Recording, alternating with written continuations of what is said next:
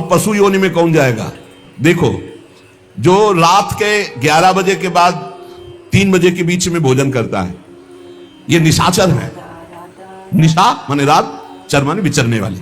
रात में खाना, रात में तुमको 8-10 बजे तक भोजन कर लेने का नियम। 11 आखिरी है, 11 के बाद भोजन में बिल्कुल नहीं होना चाहिए। ये रात नहीं है ऐसे कि तुम्हारा जब मना है तब भोजन। 11 से लेकर 3 बजे के बीच में बिल्कुल नहीं। शांति से भजन करो, सो जाओ, उपद्रव मत करो। सीटियां बज रही हैं 12 बजे, चलो होटल में चलते 12 बजे खाने, ऐसे लोग जाते हैं। पशु योनि निश्चित। अपवित्र भोजन, दुर्गंध युक्त भोजन, अभक्ष भोजन, इनको पाने में जो आनंद मानता, रात के 11 से 3 के बीच में भोजन, जो रात में आहार ऐसा करता है उसको पशु योनि मिलती है। जो दूसरों का धन चोरी करता है, जो विद्वान बन करके दूसरों की वंचना करके धन को लूटता है, जो अपने कर्तव्य कार्यों से अनभिज्ञ होकर मनमानी आचरण करता है, जो समयोचित सदाचार का ज्ञान नहीं रखता, वो मूर्ख पशु योनियों को प्राप्त होता है। जो हिंसक स्वभाव का है, जो अपने परिवार वालों को पीटता है, गाली गलौज, थोड़ी सी संपत्ति के लिए मारपीट, ऐसी लड़ाई झगड़ा, कलहप्रिय, कायर, कुत्ते की योनि को प्राप्त होता है। लिखा हुआ है वो कुत्ते की योनि को प्राप्त होता है। जो थोड़े से हिस्सा के लिए भाई बंधुओं को मारपीट, कलह, लड़ाई झगड़ा, इस तरह का व्यवहार, हिंसक स्वभाव, क्रूर स्वभाव, इनको कुत्ते की योनि प्राप्त होती है। जो चंचल स्वभाव, देखो कुछ न कुछ करते जा, बैठे तो पैर हिला रहे, वो मतलब शांत नहीं रह सकते, उनके शरीर में वाइब्रेट होता रहता है। वाइब्रेट जैसे मोबाइल नहीं झनझनाता रहे, वो झनझनाते रहे। सुन ले भाई, क्या बनोगे? और जो दूसरे के भोजन के लिए लालायित रहता है, कहां से निमंत्रण आ जाए, कैसे हो जाए, क्या व्यवस्था बन जाए, सुनो। और जब चलता है ना तो बेढंगे ढंग से चलता है, बेढंगे ढंग। और दूसरों की वस्तु देकर लुभायमान होकर छीनने का स्वभाव करता है, उसका अगला जन्म बंदर का मिलेगा। जो वाणी से सदैव कटु बोलता है, कुटुंबियों से द्वेष करता है, लोगों की चुगली खाता है, उसे अगला जन्म सर्प योनि का मिलेगा। कुटुंबियों से द्वेष करता है, दूसरे की चुगली खाता है, उद्वेगजनक वचन, उद्वेग माने भारी क्लेश पहुंचाने वचन, दूसरे की निंदा करना, चुगली करना, तो विषधारी सर्प बनता है। जो शरीर से बलवान दीन जनों के ऊपर आक्रमण करके खूब पिटाई मार करना, माता पिता को मारना, ऐसे गरीब जनों को, दीन जनों को मारना, निर्लज और मांस भक्षण करने वाला, उसको अगले जन्म में क्रूर मांस भक्षी, जैसे हाइना, सिंह, सियार, ऐसी योनियों को दिया जाता है। क्रूर हिंसक पशु सिंह जैसे है, जैसे लकड़बग्घा है ना, लकड़बग्घा है, भेड़िया है, ऐसे जो मांस भक्षण करने वाले हैं, जिनकी आवाज दूसरों को सदैव दुख ही देती है। बोलने का मतलब है दुख ही देना। जो दूसरे को, अब जैसे जा रहे हैं, जंजीर खींचा, वैसे वो गिर गए, उनके अंग भंग हो रहे, वो समझ रहे 30-40 हजार की सोने की चैन खींच ली तो हम ब्रह्मा बन जाएंगे। देखो उनको क्या बनना पड़ेगा। जो दूसरों को भय प्रदान करते हैं, दूसरों की संपत्ति छीन लेते हैं, ऐसे लोग अजगर योनि को प्राप्त होते। भूखे मरो जब कभी अवसर मिल जाए तब। ऐसे ये जो दूरदृष्टि न रख के वर्तमान दृष्टि रख करके केवल भोग के लिए दूसरे के दुख का कारण बनते हैं, केवल उनके चिंतन यही चलता रहे, कहां से क्या खा लूं, कहां से क्या उठा लूं, कहां से क्या, बोले हाथी की योनि को प्राप्त होते हैं, वो पशु हाथी योनि को। इस तरह से 83,99,999 योनियां हैं। जो भजन नहीं करते, भगवत विमुख हैं, उनको सब क्रमशः ये प्राप्त होती है। उपासक को चाहिए कि कम से कम इतना तो कर ले कि अगला जन्म मनुष्य का हो जाए, फिर भजन करे अगर कोई कमी रह गई हुई। अगर आप नाम जप करेंगे और एक बात ध्यान रखेंगे कि दूसरों को दुख ना पहुंचने पावे, तो पक्की बात है भगवान की कृपा से अगर भगवत प्राप्ति नहीं हुई तो दूसरा जन्म होगा मनुष्य का, और बहुत महान भक्तों के बीच में जन्म होगा। जन्म से ही भजन प्रारंभ हो जाएगा, आप यौवन अवस्था प्राप्त होते होते भगवत प्राप्त हो जाएंगे, काम हो जाएगा आपका। भजन एक ऐसी वस्तु है जो आपको बचा सकती है। अब इसमें कह रहे हैं कि जैसे आप भजन मार्ग में लगे हुए हो और आपको कोई गाली दे रहा है, आपने पलट के गाली दे दी तो आपका भजन छीन हो जाएगा। इसलिए भजन को बचाने के लिए कह रहे अकार पण्य मपारुष्यम संतोषा सरदधानता। ये ब्रह्म ऋषियों की बातें हैं, बहुत काम की बातें हैं। अनुसूया गुरु पूजा दया भूतेषु पैशुनम सद्भिरेश दमः प्रोक्तो ऋषि शांत बुद्धि भी। अकार पण्य माने उदारता। भजन किससे बचेगा? उदार बुद्धि। स्वभाव कह रहे हैं कोमल, कोमल स्वभाव से भजन बचेगा। संतोष वृत्ति से भजन बचेगा। गुरु इष्ट पर श्रद्धा वृत्ति से भजन बचेगा। दोष दृष्टि किसी पर ना हो, इसका अभाव हो इस तो भजन बचेगा। गुरु शुश्रूषा सेवा से भजन बढ़ेगा। प्राणियों पर दया तो भजन बढ़ेगा। किसी की भी चुगली ना करना, संत और ऋषि मुनियों का संग करना, इससे भजन बढ़ता है, पचता है। भजन किससे नष्ट होता है? तो कह रहे हैं जब अवमाने न कुप्पेत सम्माने न प्रहस्यति सम दुखो सुखो धीरा प्रशांति इति कीर्त्यते। जब तुम्हारा अपमान हो और तुम उसका बदले में अपमान कर दो तो तुम्हारा भजन छीन हो जाएगा। और यदि अवमाने न कुप्पेत, अगर तुम्हारा अपमान हो रहा तुमने क्रोध नहीं किया, तुम्हारा सम्मान हुआ तुमने सम्मान स्वीकार नहीं किया, बचना भाई, इससे बचना, ये अगला जन्म नहीं होने देंगे। अगर ऐसा उदारता, कोमल स्वभाव, संतोष, श्रद्धा, दोष दृष्टि का अभाव, गुरु सेवा, प्राणियों पर दया, चुगली ना करना, निश्चित निश्चित अगला जन्म नहीं होगा। आप अपने भजन को बचाएं। जब कोई आपका अपमान कर रहा हो तो आप उसके बदले में उसका अपमान ना करें। यदि आपको क्रोध आ गया अपमान करने पर तो आपका भजन का फल क्षीण हो जाएगा। यदि सम्मान हुआ, आप आनंदित हो गए कि हमारा बड़ा सम्मान हो, तो आपका भजन क्षीण हो जाएगा। इसीलिए श्रीपाद भी कह रहे हैं सम्मानम कल्याति घोर गरलम नीचापमानम सुधा। श्री राधा मुरली धरो बच सके वृंदावन मात्यज। जब कोई सम्मान करे तो उसे भारी विष के समान समझो। सम्मानम कल्याति घोर गरलम, जैसे बढ़िया खीर मिल रही हो, कान में कोई आके कह दे विष पड़ा है तो आप नहीं खाओगे। ऐसे ये सम्मान प्रणाम नमस्कार वाहवाही ये तुम्हारे भजन के नाश करने के लिए है। ये विष है, इसे मत पीना, स्वीकार मत करो। विश्व नमन करे करने दो, तुम स्वीकार मत करो, तुम हर्षित मत हो। और जब अपमान हो तो उसका अपमान करने वाले का कभी अपमान न करना। धीर पुरुष, प्रशांत पुरुष अपने भजन को ऐसे बचा ले जाता है। जैसे कोई अपमान कर रहा है, बहुत बड़ा अमृत है, सच्ची मानिए। जिसका अपमान हो रहा है वो साधु पुरुष जब अपमान सह जाता है तो उसका भजन बढ़ता है, वो सुख से भगवान में शयन करता है। और जब अपमान हुआ और अपमान दूसरे का कर देता है तो उसका भजन छीन हो जाता है, वो अशांत होकर के फिर जगत में शयन करता है। अपमान करने वाला जब कोई सामने से अपमान सह जाता है तो उसका सहन करना उसके नाश का कारण बन जाता है। अपमान करने वाले का निश्चित नाश हो जाता है जब उस सामने वाला बोले न, केवल चुप रहे। ये बड़ी बात है, पर बहुत कठिन है।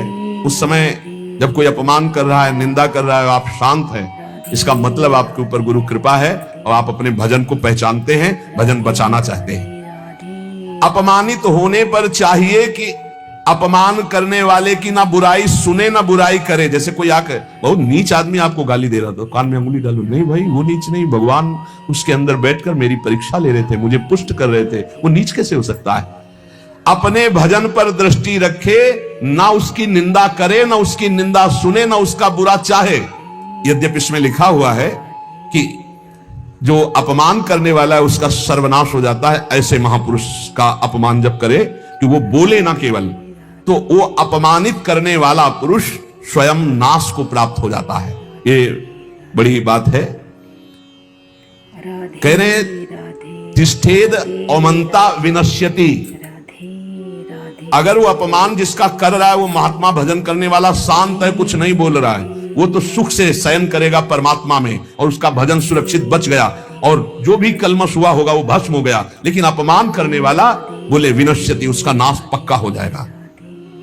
अपमानित होने पर साधक को चाहिए कि कभी अपमान करने वाले की ना बुराई सुने और ना बुराई करे, उसका भजन बच जाएगा, भगवान की कृपा हो जाएगी। अमृतस्यैव तृप्येत अपमानस्य योगवित् विषवच्च जुगुप्सेत सम्मानस्य सदा द्विजा। साधक को चाहिए कि अपमान को अमृत के समान पान कर ले, नीचापमानम सुधा। देखो साधक, अपमान को अमृत के समान, जब कोई अपमान कर रहा हो तो ऐसे खुश होना चाहिए काम बन गया।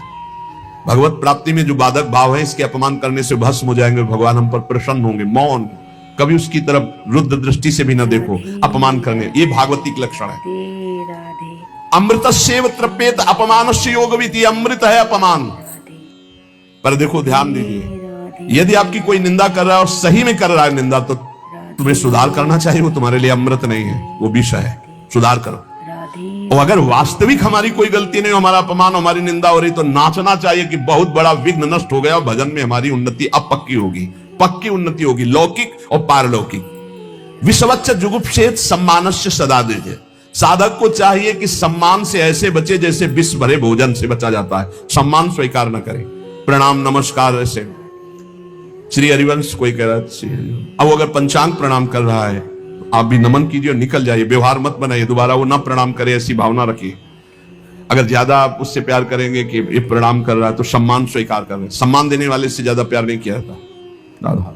जल्दी, सम्मान विष है और अपमान करने वाले को प्यार दृष्टि से देखा जाती है। आप बड़े हितैषी हो, हमारा भजन बढ़ेगा, भगवान की प्राप्ति होगी। पर ऐसी अपनी तरफ से चेष्टा ना करे कि कोई अपमान करे। अपमान से सदैव तप की वृद्धि होती है। अपमानात तपो वृद्धि, सम्मानात तपः क्षया। सम्मान स्वीकार करने पर तपस्या भजन क्षय हो जाता है, और अपमान होने पर तपो वृद्धि, उसकी तपस्या की वृद्धि होती है। अर्चिता पूजितो विप्रा दुग्धा गौरी गच्छति। जो अपनी पूजा कराने लगता है, अपने प्रणाम स्वीकार करने लगता है, तो जैसे दूध देने वाली गाय दुर्बल हो जाती है, ऐसे वो तपहीन हो जाता है जो भारी प्रणाम नमस्कार पूजा स्वीकार करता है। स्वीकृति नहीं होनी चाहिए। पुनराप्याप्यते धेनु सतृणैः सलिलैर्यथा एवं जपैश्य होमैश्य पुनराप्याप्यते द्विजा। साधक को चाहिए कि यदि प्रणाम नमस्कार बहुत करवा चुका है, वैसा लगा कि मेरा तप क्षीण हो गया, तो बंद कर दे प्रणाम नमस्कार और एकांत में बैठकर, जैसे गाय को फिर अच्छा अच्छा चारा पवाया जाए तो पुष्ट हो जाती है, ऐसे अपने साधन भजन करे, प्रणाम नमस्कार से दूर हो जाए। महापुरुषों ने भी ऐसी लीलाएं की जिससे प्रणाम नमस्कार बंद हो जाए। ये सबको भगवत स्वरूप मान के तुम प्रणाम करो, तभी बात बनेगी। कह रहे हैं कि अगर प्रणाम नमस्कार स्वीकार कर लिया जाए तो सम्मानाच्च तपक्षय, उसका तप क्षय हो जाता है। गंगा जी की ही एक ऐसी अमोघ महिमा है कि जिनके दर्शन मात्र से पाप नष्ट हो जाते हैं। गंगा जी मतलब श्रीधाम वृंदावन से इस समय जैसी आसक्ति प्रकट की वृंदावन ने, ऐसी गंगा जी से आसक्ति। गंगा जी छोड़कर कहीं नहीं जाना, किनारे ही जो तीर्थ मिले मिले, कहीं नहीं जाना, नगर में भी ऊपर नहीं चढ़ना, वहीं जो आहार मिले आहार मिले। गंगा का क्यों, कैसे बताएं, क्या परमानंद स्वरूप गंगा जी हैं, जिनके दर्शन मात्र से सारा पाप नष्ट हो जाता है गंगा जी से। और आपको बताएं, अधिकतर बड़े महापुरुषों का दर्शन गंगा किनारे, जो प्रकट में थे और जो अप्रकट थे। नानक देव जी का पहला साक्षात्कार गंगा के किनारे हुआ। वृंदावन पावन पुलिन, ये सब गंगा की रेती पे। वृंदावन पावन पुलिन प्रियालाल, ये गंगा की रेती, सेनपुर। साक्षात गंगा से प्रकट होते हुए सिद्ध मां, बड़े चमत्कार गंगा मैया के, बड़े चमत्कार, अद्भुत। मतलब वाणी लड़खड़ाती है उनकी महिमा को, कहते हैं कि वो महिमा तो इस जीवन में देखिए ना, इसलिए बड़ी दिव्यता गंगा जी में।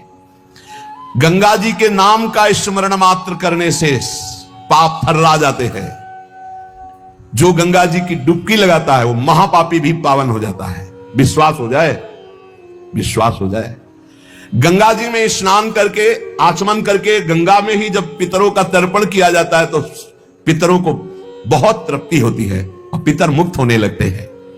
जैसे अग्नि के संसर्ग से रुई भस्म हो जाती है, ऐसे ही गंगा जी के स्पर्श से शारीरिक, मानसिक, वाचिक तीनों प्रकार के पाप भस्म हो जाते हैं। गंगा गंगेत यो ब्रूयाद योजना नाम सतैरपि। जो 100 योजन दूर, 400 कोस दूर से गंगा गंगा गंगा बोले, मुच्यते सर्व पापेभ्यो विष्णुरुकम स गच्छति।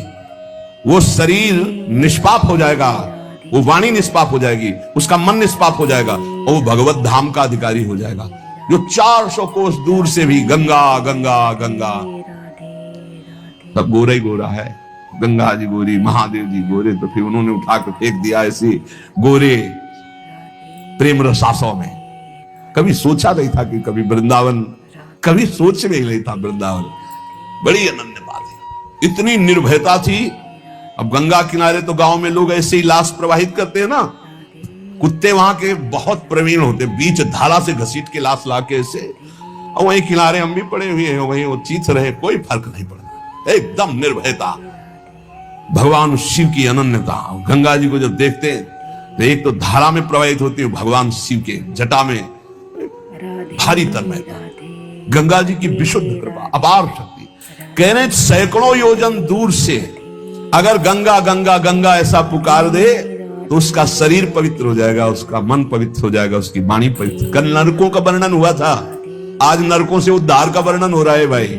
गंगा जल का आचमन करने वाला, गंगा जल का स्नान करने वाला, गंगा की धारा का दर्शन करने वाला और 400 कोस दूर से गंगा गंगा गंगा ऐसा उच्चारण करने वाला नरक नहीं जाएगा। कल जब नरकों का वर्णन हुआ था तो कई लोगों की बातें आई थी कि हमारे 38 के 38 हमारे में लक्षण है, अब क्या होगा। कोई कहता हमें 5 है, कोई कहता हमें 2 है, इसका मतलब नरक जाना पक्का है। तो आज उसकी काट सुन लो। नाम संकीर्तनम यस्य सर्व पाप प्रणाशनम, करना मत अवलो नसानी अबना न सही हो, पहले नियम लो कि आज के बाद नहीं करेंगे। नाम कर संकीर्तन करो, प्रभु का चरणामृत पियो, कभी अवसर मिले तो गंगा जी के समीप जाके साष्टांग दंडवत करके डुबकी लगाओ, आनंद पूर्वक खड़े होकर कुछ देर नाम जप करो, नरक वरक नहीं मिलेगा, सब बढ़िया मंगल हो जाएगा, पर करना ही पड़ेगा। कह रहे जो गंगा जी में स्नान के लिए कभी नहीं गए, ना गंगा जी का नाम लिया, ना गंगा जी पे श्रद्धा करते हैं, ऐसे लोगों की जीवन में जो आचरण बनते हैं वो बड़े निरर्थक होते हैं और ऐसे लोगों की ही दुर्गति होती है। पर गंगा जी का एक बार का स्नान निष्पाप कर सकता है, पूर्ण विश्वास होना चाहिए। एक बार हरिद्वार में बहुत लोग गंगा स्नान कर रहे थे, पार्वती जी ने कहा कि देखो इन सबका उद्धार पक्का हो गया, क्योंकि हम देवी की महिमा को जानती गंगा की, ये सब स्नान करके, पूर्णिमा का पर्व है, ये स्नान करने पक्का निष्पाप हो गए। महादेव जी ने कहा नहीं नहीं। बोले क्यों प्रभु? बोले इनमें कोई गंगा स्नान कर रहा है, सब पानी में डुबकी लगा के आ रहे हैं, गंगा में थोड़ी लगा। बोले प्रभु आप भी एक आश्चर्य में बात करते, साफ देखो ना कितने भाव से नहा नहा के आ रहे हैं। बोले अच्छा इनको विश्वास नहीं गंगा जी पे, इसलिए पानी पे डुबकी लगाते हैं, कोई एक होगा जिससे विश्वास होगा। देखो अभी हम परीक्षा करते हैं। रास्ते में बैठ गए कि जैसे गिर गए हो ऐसे वृद्ध का रूप रख के गिरे हुए, अम्बा जी तो नवीन रूप धारण करके बोले जो निकले उससे जो हम कहें सो कहो। तो जो महादेव जी ने सिखाया तो कहते भैया ये हमारे पति देव गिर गए, थोड़ा हाथ सहयोग दीजिए, पकड़ के उठा दीजिए, अकेले उठ नहीं रहे, आप आइए। और जब कोई आने लगे तो कहना निष्पाप पुरुष ही हमारे पति को छू सकता है, अगर पापी छुआ तो भस्म हो जाएगा, बस इतना तुम्हें बोलना है। अब जो निकलते बोले भैया आप गंगा नहा के आ रहे हो? बोले हाँ। तो बोले आप तो निष्पाप हो ही गए होगे, हमारे पति फिसल के गिर गए, हमारे पति निष्पाप हैं, और जो निष्पाप पुरुष इनको निकाल सकता है, अगर कोई पापी छू लिया तो भस्म हो जाएगा, आप सहयोग करो। बोले गंगा तो नहा के आए पर पाप बहुत तो हुए, अगर कहीं पाप नष्ट न हुए हो तो भस्म ही हो जाएंगे। नहीं, कोई नहीं, किसी की हिम्मत नहीं पड़ी कि महादेव जी को निकलवा दे, क्योंकि जहां ये कहते कि अगर पापी पाप तो हुए हैं यार, अब पता नहीं गंगा नहाने में नष्ट हुए कि नहीं नष्ट हुए, बेकार को भस्म हो जाए ऐसे। उनमें एक आदमी सरल भाव से गंगा गंगा गंगा माँ गंगे स्नान किया और बोले भैया हमारे पति को निकलवा। बोले अच्छा भैया लुटा रखा।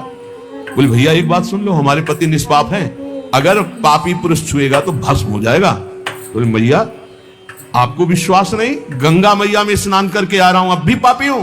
और तत्काल भगवान बाहर निकाल के जब वो चला गया तो भगवान शिव ने कहा ये केवल गंगा स्नान करके आया, इसकी अर्थात भाव विद्यते देवा ना पाषाणे ना मूर्तये। यदि हम भगवान के नाम, भगवान के धाम, भगवान के इन पावन तीर्थों पर दृढ़ विश्वास करते तो बहुत जल्दी लाभ प्राप्त होता है। ये विश्वास के लिए सुनाता है शास्त्र, ऋषि मुनि सब, ये विश्वास के लिए सुनाता। हमें दृढ़ विश्वास कर लेना चाहिए कि अब हमारा कल्याण तो हो ही गया। जैसे गंगा जी क्या है? भगवान श्री कृष्ण का चरणामृत है। गांगम वारी मनोहारी मुरारी चरणच्युतम त्रिपुरार शिरश्चार, जिसे भगवान शिव मस्तक पर धारण किए। अपने लोग रोज चरणामृत पीते हैं, किनका? प्रिया प्रीतम का। अब और गंगा की जरूरत पड़ेगी? जहां से गंगा प्रकट हुई उनके सर्वांग स्नान का जल यमुना जी, जब यमुना जी गंगा जी से मिली तो गंगा जी ऐसे होकर प्रणाम मुद्रा में मिली यमुना जी से। यमुना जी ने कहा तुम्हारा हो भाग्य कि तुम जगत पावन करने वाली गंगा हो, तो उनका तुम्हारे सामने मेरी कोई सामर्थ्य नहीं। क्योंकि तुम में प्रभु पूर्ण अवगाहन करते। हम तो प्रभु के चरण धोवन मात्र हैं, आपके ऊपर तो पूर्ण प्रभु की कृपा है। ब्रजेश